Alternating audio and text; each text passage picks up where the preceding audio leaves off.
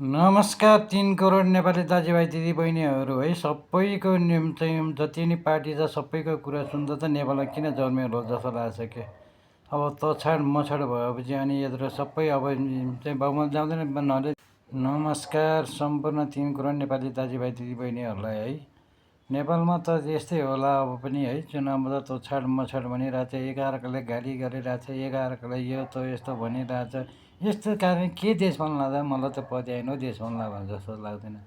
अनि यसरी अरू एकाअर्कामा आरोप लगाएको छ, एकाअर्काले चाहिँ भोलि जति पनि गाली गर्छ जसले नै अब भन्छ भोलिपल्ट तिम्रो दाजु चाहिँ छोराछोरी त्यही सिक्ने हो है।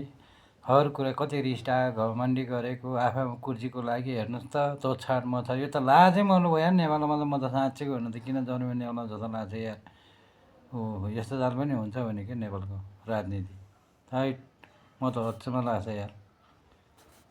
एकाअर्कालाई हातमाला गरेर गए पो चुनाव पनि जित्छ सबै। एकाअर्कालाई आरोप लगाएको छ, एकाअर्कालाई सबभन्दा त यो एमाले काङ्ग्रेस माओवादी होइन यो तिनवटा दलै रहेछ सबभन्दा चाहिँ एकाअर्कालाई आरोप लगाउने एउटा खानु पर्ने कुर्सीको लागि नमिलाएर गर्नु त के गरेको थियो र। काङ्ग्रेसले गरे भए अहिलेसम्म गर्थ्यो, एमाले गरे भए अहिलेसम्म गर्थ्यो, माओवादीले गऱ्यो अहिलेसम्म गर्थ्यो। खोइ के गर्यो केही पनि नाभि केही पनि ख्यासिन। रिस उठेर आउँछ यार।